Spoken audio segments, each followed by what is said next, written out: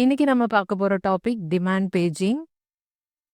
Demand பேஜிங்னா என்ன அப்படின்னு நம்ம இப்போ ஃபர்ஸ்ட் பார்த்துடலாம். தட் இஸ் இப்போ வந்து ஒரு ப்ராசஸ் இருக்கு. ஓகே, அந்த ப்ராசஸோட ஓவரால் சைஸ் பார்த்தீங்க அப்படின்னா ஒரு 50 கேபி அப்படின்னு ஃபார் எக்ஸாம்பிளுக்கு வச்சுக்கலாம். மெயின் மெமரியில் நம்மளால ஒரு 10 கேபி தான் வந்து லோட் பண்ண முடியும். ஸோ ஓகே, ஸோ அந்த மாதிரி நேரத்தில் நம்ம இந்த ப்ராசஸை மொத்தமாக எடுத்து அதில் லோட் பண்ண முடியாது. பார்ட் ஆஃப் ப்ரோக்ராம் தான் நம்ம லோட் பண்ணுற மாதிரி இருக்கும். That is part of process. Okay, இதை வந்து நம்ம வர்ச்சுவலைசேஷன்ல இருந்து அதை அச்சீவ் பண்ணுறோம். ஓகே, வர்ச்சுவலைசேஷன் யூஸ் பண்ணி நமக்கு வந்து எப்படி இருக்கும் அப்படின்னா ஃபுல் ப்ராசஸ்மே வந்துட்டு நமக்கு மெயின் மெமரியில் இருக்கிற மாதிரி ஒரு இமேஜினேஷன் இருக்கும். பட் நம்ம ஒரு 10 கேபி வந்து எது தேவையோ அதை லோட் பண்ணுவோம். அகெயின் வந்து இந்த 10 கேபிக்கு அப்புறமா அதை ஸ்வாப் பண்ணிட்டு இன்னொரு 10 கேபி, ஸோ நெக்ஸ்ட் ஒரு 10 கேபி, அந்த மாதிரி நம்ம ஒன்னொன்னையும் ஸ்வாப் பண்ணி ஓவரால் 50 கேபியை நம்ம பார்ட்டாக ஓகே 10 நம்ம லோட் பண்ணி 50 கேபியும் அதுக்கு தேவையான டைமுக்கு வந்து நம்ம ஸ்ப்ளிட் பண்ணி யூஸ் பண்ணி ஓவரால் இந்த ப்ராசஸ் மெயின் மெமரியிலே இருக்கிற மாதிரி ஒரு வெர்ச்சுவலைசேஷனாக நம்ம பண்ணுறது கான்செப்ட் வந்து வெர்ச்சுவலைசேஷன் கான்செப்ட். ஓகேவா?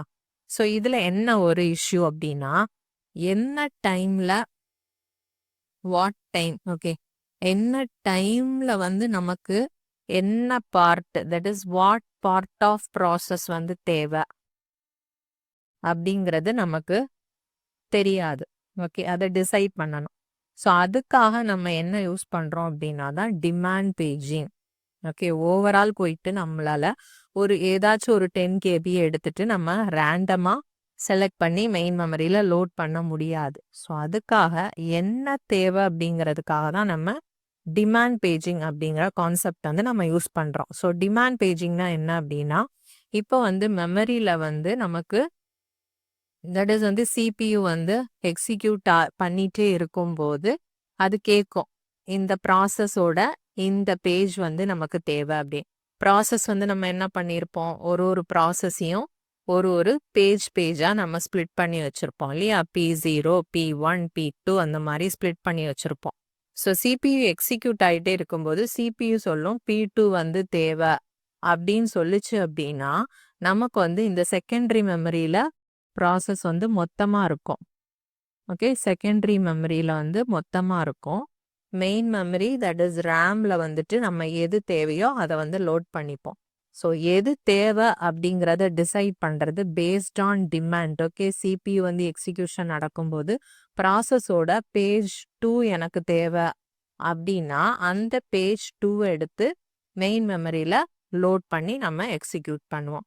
நெக்ஸ்ட் அது முடிச்சதுக்கு அப்புறமா ப்ராசஸ் தட் இஸ் பேஜ் வந்து P0 தேவை அப்படின்னா P2 வந்து நம்ம எடுத்து கான்டெக்ட் ஸ்விட்சிங் அப்படின்னு சொல்கிறோம்ல, கான்டெக்ட் ஸ்விட்ச் பண்ணிட்டு P2 எடுத்து ஆல்ரெடி P2 இருக்குது அப்படின்னா P2 எடுத்து செகண்டரி மெமரியில் போட்டுட்டு செகண்டரி மெமரியில் இருக்கிற P0 எடுத்து மெயின் மெமரியில் லோட் பண்ணுவோம். ஸோ பேஸ்ட் ஆன் டிமாண்ட் இதை பண்ணுறதுனால இதை நம்ம டிமாண்ட் பேஜிங் சொல்கிறோம். இதுதான் வந்து ஓவரால் வந்து கான்செப்ட். இப்போ இதை தான் நம்ம அதில் எக்ஸ்பிளைன் பண்ணியிருக்கோம். According to concept of virtual memory use பண்ணுறதா வர்ச்சுவல் மெமரி கான்செப்டில் in order to execute any process it is not necessary the whole process should present in main memory at a given time. ஒரு ப்ராசஸை execute பண்ணணும் அப்படின்னா மொத்த ப்ராசஸும் main மெமரியில் தான் இருக்கணுங்கிற நீட் கிடையாது. The process can also be executed if only some pages are present in main memory at given time. Process execute பண்ணுறதுக்கு நமக்கு சில பேஜஸ் இருந்தால் போகிறோம். ஒரு ப்ராசஸில் வந்துட்டு நமக்கு 5 பேஜஸ் இருக்குது அப்படின்னா 5 பேஜஸ் இருக்குது அப்படின்னா சாரி P3, P4 நமக்கு எல்லா பேஜஸுமே எக்ஸிக்யூஷனுக்கு தேவை கிடையாது. இனிஷியலாக நமக்கு வந்து P1, P2 இருந்தால் எக்ஸிக்யூஷன் வந்து ஸ்டார்ட் ஆகிடும். அதுக்கப்புறமா P3, P4 வந்து தேவைப்படும். ஸோ இந்த மாதிரி நமக்கு அப்பப்போ தேவைக்கு ஏற்ற மாதிரி நம்ம மெயின் மெமரியில் லோட் பண்ணிக்கலாம். But how can we decide beforehand, முன்னாடியே ஓகே ஒரு ப்ராசஸ் எக்ஸிக்யூஷனுக்கு முன்னாடியே எதை ஃபஸ்ட்டு வந்து நம்ம லோட் பண்ணணும் மெயின் மெமரியில அப்படிங்கிறத which page should be present in main memory at a particular time and which should not be there. என்ன பேஜ் வந்து அதில் இருக்கக்கூடாது, என்ன பேஜ் வந்து இருக்கலாம் அந்த பர்டிகுலர் டைமில் அப்படிங்கிறத நம்ம எப்படி டிசைட் பண்ணுறது. ஸோ அதை ரிசால்வ் பண்ணுறதுக்காக நம்ம யூஸ் பண்ணுற கான்செப்ட் தான் டிமாண்ட் பேஜிங் அப்படின்னு சொல்கிறது. This concept says we should not load any page into the main memory. இதோட மெயின் டீல் என்ன அப்படின்னா, ஒரு பேஜ் வந்து தேவைப்படுற வரைக்கும் அதை நம்ம மெயின் மெமரியில் லோட் பண்ணவே கூடாது. எப்போ அந்த பேஜ்க்கான டிமாண்ட் வருதோ அப்போ தான் நம்ம அதை லோட் பண்ணணும் அப்படிங்கிறது தான் டிமாண்ட் பேஜிங். ஓகே, இன் கான்ட்ராஸ்ட் இதோட கான்ட்ராஸ்டாக ப்ரீ பேஜிங்னு ஒரு கான்செப்ட் இருக்குது, அது ஜஸ்ட் தெரிஞ்சுக்கோங்க. Okay, OS guesses in advance which page the process will require and preloads them into memory. இதில் வந்து என்னன்னா OS வந்து ஜஸ்ட் கெஸ் பண்ணி சில பேஜஸை வந்து அட்வான்ஸாக லோட் பண்ணி வச்சுக்கோம். அதான் வந்து ப்ரீ பேஜிங். இது வந்து ஜஸ்ட் ஒரு கான்செப்டாக தெரிஞ்சுக்கோங்க. நமக்கு ஆக்சுவலாக டிமாண்ட் பேஜிங் தான் பார்த்துட்ருக்கோம், பட் அதில் வந்து ஒரு சில நேரத்தில் கேட்கலாங்கிறதுனால இதை ஒரு பாயிண்ட்டாக இன்க்ளூட் பண்ணியிருக்கேன். ஜஸ்ட் தெரிஞ்சு வச்சுக்கோங்க. ப்ரீ பேஜிங்னா OS just guesses in advance which page the process will require and preloads them into memory. என்னென்ன பேஜஸ் தேவைப்படுங்கிறத OS வந்து ஜஸ்ட் அட்வான்ஸாக கெஸ் பண்ணி அதை முன்னாடியே மெமரியில் லோட் பண்ணி வச்சுக்கிறது தான் ப்ரீ பேஜிங்கிற கான்செப்ட். ஓகே, இப்போ நம்ம டிமாண்ட் பேஜிங்க்கு வரலாம். Demand paging is a technique used in virtual memory system where pages are brought into the main memory. ஓகேவா? ஸோ டிமாண்ட் பேஜிங் அப்படின்னா எப்போ வந்து அது ரிக்வயர் பண்ணுதோ, அதோட சிபியூக்கு வந்து எப்போ தேவைப்படுதுன்னு ஒரு டிமாண்ட் வருதோ அப்போ தான் நம்ம அந்த பர்டிகுலர் பேஜஸை வந்து நம்ம மெயின் மெமரியில் லோட் பண்ணுவோம். ஸோ இதை வந்து நம்ம லேசி ஸ்வாப்பர் அப்படின்னு சொல்லுவோம். ஸோ டிமாண்ட் பேஜிங் அப்படின்னா அதோட நேம் வந்து லேசி ஸ்வாப்பிங். ஸ்வாப்பிங்கில் வந்து நம்ம ஆல்ரெடி ஒரு சின்ன ஹிண்டாக வந்து இதை நம்ம ப்ரீவியஸ் கிளாஸில் வந்து பார்த்துருக்கோம். ஸ்வாப்பிங் கிளாஸில் வந்து லேசி ஸ்வாப்பிங்னா என்ன அப்படின்னு ஜஸ்ட் ஒரு இது பார்த்தோம் இல்லையா? ஸோ அதே தான். ஸோ இதை வந்து நம்ம லேசி ஸ்வாப்பர் அப்படின்னு சொல்லுவாங்க டிமாண்ட் பேஜிங்கா. Because the swapping of pages it is done only when required by the CPU. Okay, lazy அப்படின்னா இப்போ நம்ம வந்து ஒரு வேலை கண்டிப்பாக அது செஞ்சு தான் ஆகணுங்கிறப்போ செய்கிறதா நம்ம லேசினஸாக இருக்கும்ல. மற்ற நேரத்தில் நம்ம அப்புறமா பார்த்துக்கலாம் அப்படின்ட்டு இருப்போம். நமக்கு வந்து எப்போ வந்து தேவை கண்டிப்பாக அது செஞ்சு தான் ஆகணுங்கிறப்போ செய்கிறது தான் லேசினஸ். ஸோ அதை வந்து நம்ம லேசி ஸ்வாப்பர் அப்படின்னு சொல்கிறோம் டிமாண்ட் பேஜிங்கை. How does demand paging work? Demand paging எப்படி ஒர்க் ஆகுது அப்படிங்கிறத நம்ம ஒரு எக்ஸாம்பிளோட ஒரு பிக்சர் வச்சு பார்த்துடலாம். ஓகே, இப்போ வந்து ஒரு ப்ராசஸ் இருக்குது. Okay, process. அந்த ப்ராசஸை நம்ம 4 பேஜஸாக வந்து நம்ம டிவைட் பண்ணி வச்சுருக்கோம். P0, P1, P2, P3. Okay, அதுதான் வந்து நம்ம செகண்டரி மெமரியில் இந்த ப்ராசஸை வந்து நம்ம ஸ்டோர் பண்ணி வச்சுருக்கோம். ஓகே, இனிஷியலாக எங்கே இருக்கும்? செகண்டரி மெமரியில் தான் இருக்கும். பிகாஸ் அதுதான் வந்து லார்ஜராக இருக்கும். ஓகே, அதில் வந்து நம்ம நிறைய ஸ்டோர் பண்ணி வச்சுக்கலாம். நம்மளால் மெயின் மெமரியில் அட் த டைமில் எல்லாத்தையும் ஸ்டோர் பண்ணுற அளவுக்கு ஸ்பேஸ் கிடையாது. அதனால நம்ம செகண்டரி மெமரியில் மொத்த ப்ராசஸையும் வச்சுருப்போம். ஓகே, இதில் எப்படி நமக்கு டிமாண்ட் பேஜிங் வந்து வருது அப்படிங்கிறத நம்ம பார்க்கலாம். ஃபர்ஸ்ட் வந்து சிபியூவில் வந்து ப்ராசஸ் வந்து எக்ஸிக்யூஷனை வந்து ஸ்டார்ட் பண்ணிடும். ஓகே, ப்ராசஸ் எக்ஸிக்யூஷன் வந்து நடந்துக்கிட்டே இருக்குன்னு வச்சுக்கோங்க. ஸோ அட் த டைமில் வந்து சிபியூ என்ன சொல்லுது அப்படின்னா, எனக்கு வந்து P2 வந்து வேணும் அப்படின்னு கேட்குது.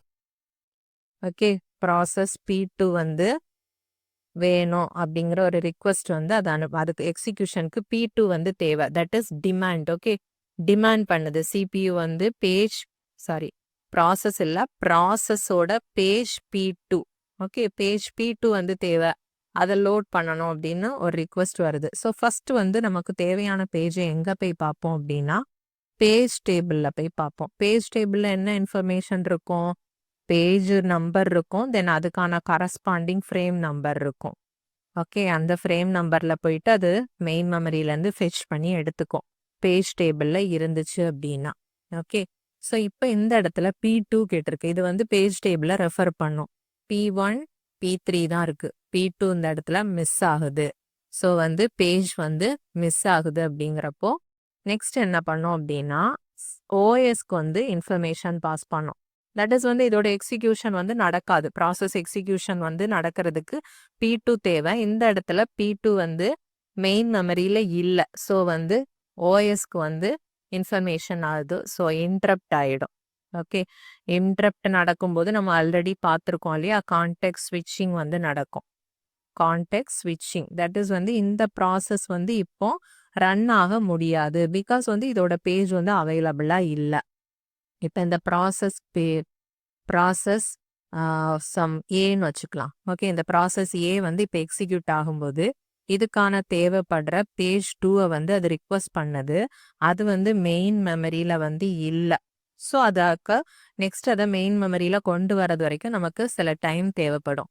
அந்த டைம்ல என்ன பண்ணும் அப்படின்னா ஓஎஸ் வந்து ப்ராசஸ் பின்னு இன்னொரு ப்ராசஸை வந்து லோட் பண்ணி அது எக்ஸிக்யூஷன் பண்ணிட்டு இருக்கோம். நம்ம ஆல்ரெடி சிபியு ஷெடியூலிங்ல பார்த்துருக்கோம் இல்லையா? இதெல்லாம் சிபியு ஷெடியூலிங்ல வந்து நம்ம பார்த்துருக்கோம்.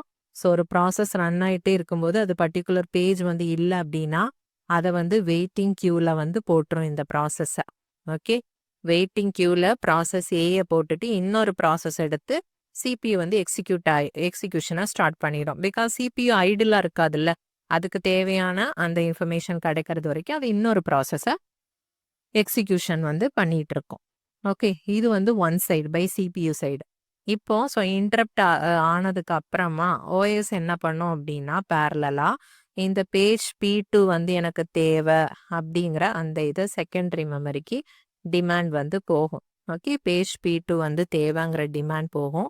ஸோ அதுக்கு என்ன பேஜ் தேவைன்னு சிபியு சொல்லியிருக்கோ அந்த பேஜை நம்ம அதை மட்டும் மெயின் மெமரியில லோட் பண்ணுவோம். ஓகே. இப்போ பேஜ் P2 எடுத்து ஃப்ரேம் 1ல வந்து நம்ம மேப் பண்ணிக்கலாம். ஸோ அப்போ மறுபடி இங்கேருந்து பேஜ் 2 தானே? பேஜ் 2 என்ன பேஜ் வந்து டிமாண்ட் பண்ணுச்சோ அந்த பேஜை தான் வந்து நம்ம லோட் பண்ணணும். தேவையில்லாமல் P1 மற்ற பேஜஸ் எல்லாம் எடுக்கக்கூடாது. அதுதான் டிமாண்ட் பேஜுங்கிறது. என்ன பேஜ் தேவையோ அதை மட்டும் நம்ம லோட் பண்ணுறோம். ஓகே. ஸோ அங்கேருந்து மெயின் மெமரியிலேருந்து மறுபடி பேஜ் டேபிளுக்கு வந்து அது லோட் ஆகும். ஓகே. ஸோ P2 வந்து ஃப்ரேம் 1ல இருக்குது அப்படின்ட்டு. ஸோ அதிலிருந்து மறுபடி சிபியு வந்து எடுத்துக்கும். ஓகே. இப்போ அந்த ப்ராசஸ் பி வந்து ரன் ஆகிட்டே இருக்கும் இல்லையா? ப்ராசஸ் பி வந்து ரன் ஆகிட்டே இருந்துச்சுன்னா அதை ஸ்டாப் பண்ணிட்டு அந்த ப்ராசஸ் பியோட எக்ஸிக்யூஷனை ஸ்டாப் பண்ணிட்டு அகெயின் ப்ராசஸ் ஏ வந்து அதோட எக்ஸிக்யூஷனை வந்து கண்டினியூ பண்ணும். ஓகே. இதுதான் டிமாண்ட் பேஜிங்கோட ஓவரால் ஒர்க்கிங். ஓகேவா? ஸோ எப்போ வந்து அதுக்கு ஒரு பேஜ் தேவையோ அது போய் பேஜ் டேபிள்ல இருந்து எடுத்துக்கும். சப்போஸ் பேஜ் டேபிள்ல இல்லை அப்படின்னா அந்த ப்ராசஸை வெயிட்டிங் ஸ்டேட்ல போட்டுட்டு பர்டிகுலர் பேஜை செகண்டரி மெமரியில இருந்து எடுத்து மெயின் மெமரியில லோட் பண்ணிக்கும். ஓகே. இதுதான் மெயின் மெமரியில இருந்து அது சிபியு எக்ஸிக்யூஷனுக்கு எடுத்துக்கும். ஓகேவா? இதுதான் வந்துட்டு மெயினாக டிமாண்ட் பேஜிங்கோட கான்செப்ட். அதுதான் இதில் வந்து எக்ஸ்பிளைன் பண்ணியிருக்கோம். சிபியுக்கு வந்து சப்போஸ் பேஜ் P2 தேவை அப்படின்னா ஃபர்ஸ்ட் வந்து அது பேஜ் டேபிளில் வந்து சர்ச் பண்ணோம். பேஜ் டேபிளில் இல்லை அப்படின்னா it will generate trap or page fault. அந்த பேஜ் வந்து பேஜ் டேபிளில் இல்லை அப்படிங்கிறதுக்கான டேர்ம் தான் page fault. Okay. Page fault அப்படின்னா no page available in page table. அதான் அதோட மீனிங். Okay. No page available in page table. எப்போ வந்து அந்த ட்ராப் ஜென்ரேட் ஆகுதோ கான்டெக்ஸ்ட் ஸ்விட்சிங் ஹேப்பன். ஸோ அந்த டைமில் ப்ராசஸ் வந்து தட் இஸ் சிபியு வந்து எந்த ப்ராசஸையுமே எக்ஸிக்யூட் பண்ண முடியாமல் ஐடிலாக இருக்கக்கூடாது. ஸோ கான்டெக்ஸ்ட் ஸ்விட்ச் பண்ணிவிட்டு நெக்ஸ்ட் ப்ராசஸ் லைக் வந்து ப்ராசஸ் ஏ இருக்குது அப்படின்னா அதை வந்து நம்ம வெயிட்டிங் ஸ்டேட்டில் போட்டுட்டு இன்னொரு ஸ்டேட்டான ப்ராசஸ் பியை வந்து நம்ம எக்ஸிக்யூஷன் சிபியு வந்து எக்ஸிக்யூஷன் வந்து ஸ்டார்ட் பண்ணிடும். ஓகே. அதான் இந்த line. Then OS system will put the process in a waiting or blocked state. நமக்கான ப்ராசஸ் ஏயை வந்து வெயிட்டிங் ஸ்டேட்டில் போட்டுரும். Then OS system will now search the page in the backing store or secondary memory. Okay. அப்போ so இது பிளாக்ல இருக்குது. So இதுக்கு என்ன பேஜ் தேவையோ அதை போயிட்டு செகண்டரி மெமரியில் போய் சர்ச் பண்ணோம். ஒன்ஸ் அந்த பேஜ் வந்து ரிட்ரீவ் ஆனதும் அதை வந்து மெயின் மெமரியில் லோட் பண்ணி அதை பேஜ் டேபிளில் வந்து அப்டேட் பண்ணிடும் அந்த இன்ஃபர்மேஷனை. ஸோ அகெயின் வந்து கண்ட்ரோல் பேக் ஃப்ரம் ஓஎஸ் அந்த execution of the process is resumed. Again வந்து ப்ராசஸ் ஏயோட எக்ஸிக்யூஷன் ரெஸ்யூம் ஆயிரும். பிகாஸ் அதுக்கு தேவையான அந்த பேஜ் 2 வந்து இப்போ கிடச்சிருச்சு. இதுதான் வந்துட்டு ஓவரால் டிமாண்ட் பேஜிங்கோட working. Hence whenever a page fault occurs, இந்த ஸ்டெப்ஸ் வந்து நம்ம ரிப்பீட்டடாக ஃபாலோ பண்ணி நமக்கு தேவையான பேஜை வந்து மெயின் மெமரிக்கு கொண்டு வருவோம் ஃப்ரம் செகண்டரி மெமரி. ஓகே, இதில் வந்து சில டேர்ம்ஸ் என்னென்ன அப்படின்னா, பேஜ் ஃபால்ட் சர்வீஸ் டைம் அப்படின்னா, ஒரு பேஜ் வந்து நம்ம பேஜ் டேபிளில் சர்ச் பண்ணும்போது அது கிடைக்கல அப்படின்னா தட் இஸ் பேஜ் ஃபால்ட் அப்படின்னு சொல்கிறோம். ஸோ பேஜ் ஃபால்ட் வந்துருச்சு அப்படின்னாலே நம்ம என்ன பண்ணணும், அதில் இருந்துட்டு நம்ம இன்டரப்ட் ஜென்ரேட் பண்ணிட்டு நெக்ஸ்ட் செகண்டரி மெமரியில் போயிட்டு அந்த பர்டிகுலர் பேஜை எடுத்து மெயின் மெமரியில் லோட் பண்ணி தென் பேஜ் டேபிளில் அப்டேட் பண்ணுறோம். ஸோ இதுக்காக சில டைம் வந்து நமக்கு தேவைப்படும். அந்த டைம் தான் பேஜ் ஃபால்ட் சர்வீஸ் டைம் அப்படிங்கிறது. ஒரு பேஜ் இல்லை அப்படின்னா, பேஜ் வந்து மிஸ் ஆச்சு அப்படின்னா அகெயின் அந்த பேஜை வந்து லோட் பண்ணுறதுக்கு எடுத்துக்கிற டைம் தான் வந்துட்டு page fault service time. Then effective memory access time. இது நம்ம ஆல்ரெடி வந்து டிஎல்பி வச்சு யூஸ் பண்ணி டிஎல்பி ஹிட் ஆர் மிஸ் அப்படிங்கிறது ஆல்ரெடி ப்ராப்ளம்ஸ் பார்த்துருக்கோம் அண்ட் ஃபார்முலா பார்த்துருக்கோம். இது effective memory access time based on page fault rate கொடுத்துருந்தாங்க அப்படின்னா இந்த ஃபார்முலா யூஸ் பண்ணிக்கணும். That is effective memory access time equal to P star S. இந்த இடத்துல பிங்கிறது பேஜ் ஃபால்ட் ரேட் கொடுத்துருப்பாங்க. S for page fault service time. 1 minus P அப்படின்னா that is 1 minus இங்கே பேஜ் ஃபால்ட் எவ்வளோ கொடுத்தாங்களோ அதுக்கானது. Then M for main memory access time. Okay, suppose வந்து பேஜ் ஃபால்ட் இருந்துச்சு அப்படின்னா நம்ம பேஜ் ஃபால்ட்டை சர்வீஸ் பண்ணுற அந்த டைம் எடுத்து மல்டிப்ளை பண்ணிக்கிறோம். சப்போஸ் வந்து பேஜ் ஃபால்ட் இல்லை அப்படின்னா ஜஸ்ட் நம்ம மெமரியை ஆக்சஸ் பண்ணுற டைம் மட்டும் எடுத்துக்கிறோம். ஸோ இது ரெண்டையும் ஆட் பண்ணோம் அப்படின்னா எஃபெக்டிவ் மெமரி ஆக்சஸ் டைம் கிடைக்கும். ஸோ பேஜ் ஃபால்ட்டுங்கிற டேர்ம் வந்து நீங்கள் கொஸ்டினில் பார்த்தீங்க அப்படின்னா இந்த ஃபார்முலா யூஸ் பண்ணணும். டிஎல்பி ஹிட் ஆர் மிஸ் அப்படின்னு பார்த்தீங்க அப்படின்னா இதுக்கு ப்ரீவியஸாக பார்த்த அந்த ஃபார்முலா நம்ம யூஸ் பண்ணிக்கணும். இப்போ நம்ம பேஜ் ஃபால்ட் வந்து ப்ராப்ளம் எக்ஸாம்பிளோட பார்க்கலாம். Let the page fault service time P 10 microsecond milli second in a computer with the average memory access time being 20 nanosecond.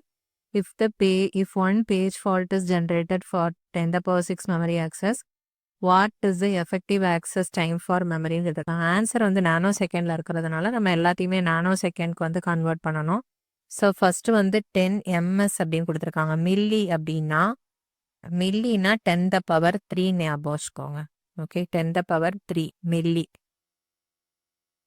நானோ அப்படின்னா 10⁻৯ நானோ. மைக்ரோ அப்படின்னா 10⁻6 மைக்ரோ. ஸோ இதெல்லாம் ஜென்ரலாக நமக்கு அடிக்கடி வர்ற இந்த டேர்ம்ஸ்க்கு மட்டும் ஞாபகம் வச்சுக்கோங்க.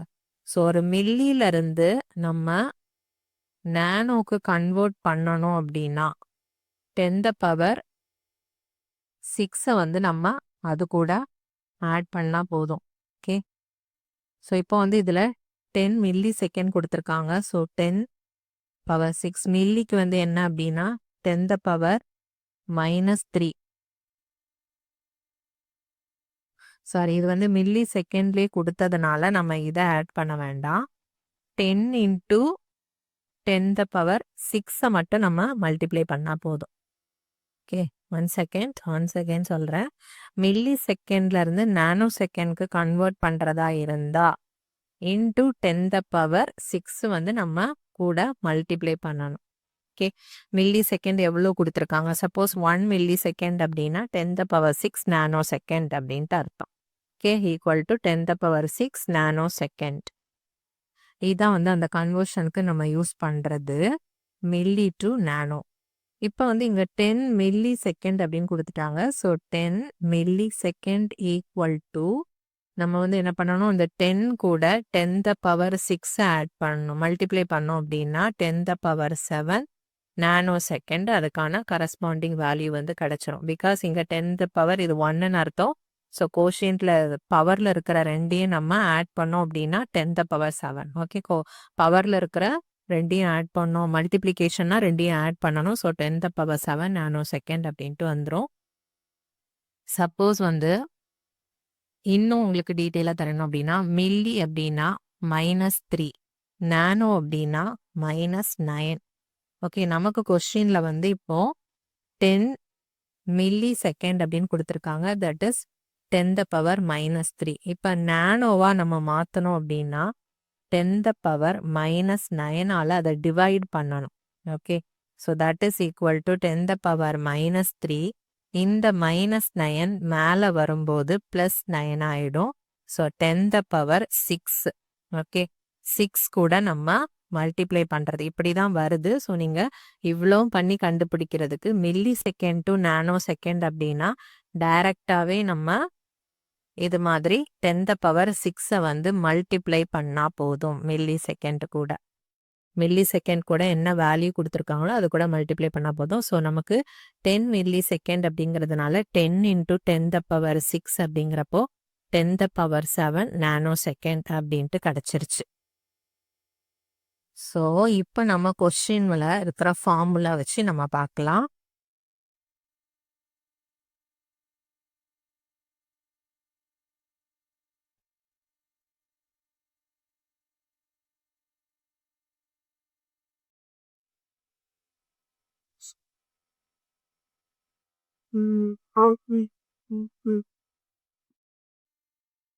Okay, page into page fault service time plus 1 minus p into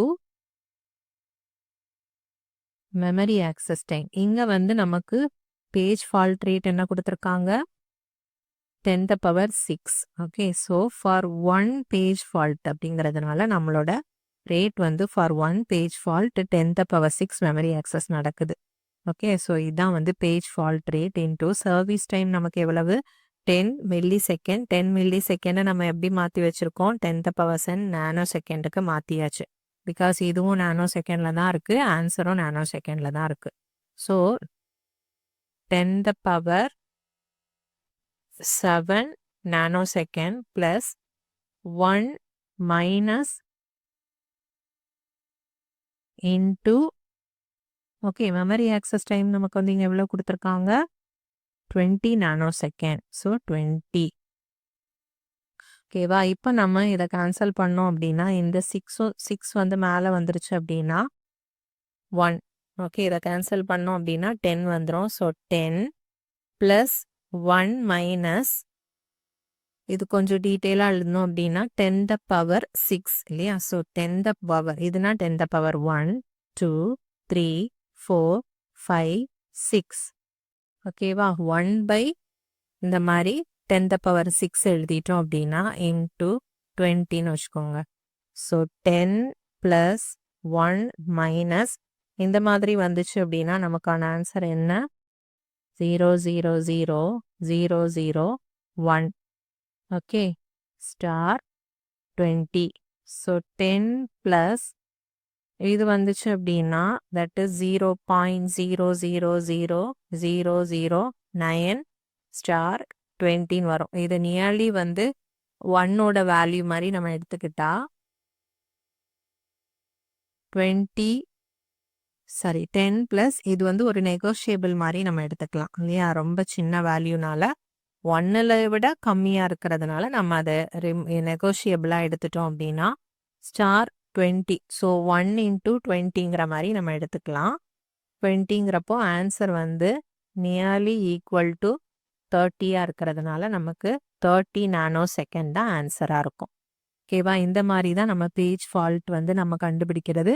so அதுக்கு யூஸ் பண்ணுற ஃபார்முலா தான் இது. ஓகே, நம்ம டிஎல்பி மிஸ் ஆர் ஹிட்டுக்கு வந்து நம்ம ஆல்ரெடி பார்த்துட்டோம். ஸோ அதையும் கன்ஃபியூஸ் பண்ணிக்க கூடாது. Thanks for watching this video. Please subscribe our channel to get more videos like this.